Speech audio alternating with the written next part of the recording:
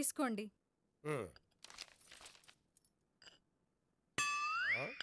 ఇదేమిటే coffee cup ఇవ్వకుండా ఖాళీ cup ఇచ్చావు? మీరే కదండి చుక్క కాఫీ పట్టరా అన్నారు, అందుకని చుక్కే తెచ్చాను. నీ అమ్మ కడుపు మాడ, ఏదో మాట వరుస కంటే ఇంకదే చేస్తావా? చుక్కంటే చుక్కే కాదు, కప్పు నిండా తెచ్చి చావు. అలాగే. చావంటే చచ్చావు. కాఫీ పట్టరా. అబ్బా, ఎందుకా కంగారు? నెమ్మదిగా చూసి నడవచ్చు కదా.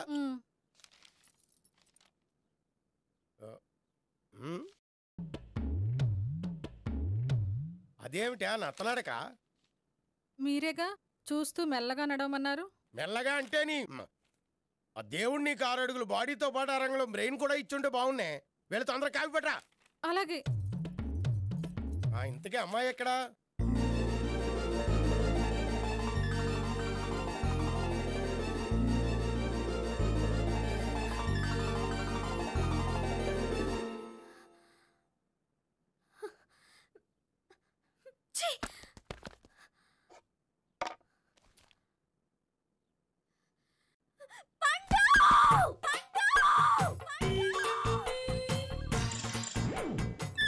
Savitri, happy Valentine's day.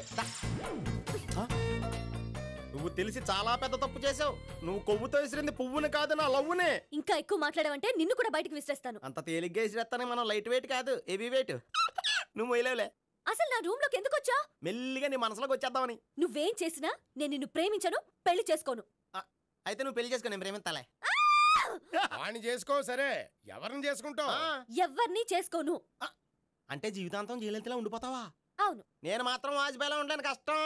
ఉండలేకపోతే ఎవరో ఒకరిని చేసుకో, నన్ను మాత్రం విసిగించుకో. ఇదే నీకు లాస్ట్ వార్నింగ్. మామయ్య, చిన్నప్పుడేమో ఇదే నీ పెళ్ళం అన్నావు, ఇప్పుడు దీని పెళ్లి వచ్చాక నన్ను పట్టించుకోవే. ఏం చెప్పమంటావురా? చిన్నప్పుడు ఎర్రగా యాపిల్ పండులో ఉండేవాడు, ఇప్పుడు నల్లగా నేరేడు పండులో అయిపోయావు. బహుశా మీ ఇద్దరికి మ్యాచ్ కుదరదేమో. ఇప్పుడు మ్యాచింగ్ పెద్ద పేసన కాదులే. అన్నట్టు నేరేడు పళ్ళంటే గుర్తొచ్చాయి. ఇంట్లో ఉన్నాయి, తెస్తాను, తిందువు గాని పండు. కర్మ. ఇదిగా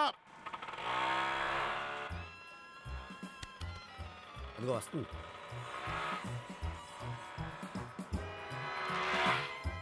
త్వరగా బండి స్టార్ట్ చేసి ఫాలో చేద్దాం. ఈ రోజే ఫాలో అవడం ఎందుకు? ఆ అమ్మాయి ఇల్లు ఇదని కన్ఫర్మ్ చేసుకున్నాం కదా. Next bank.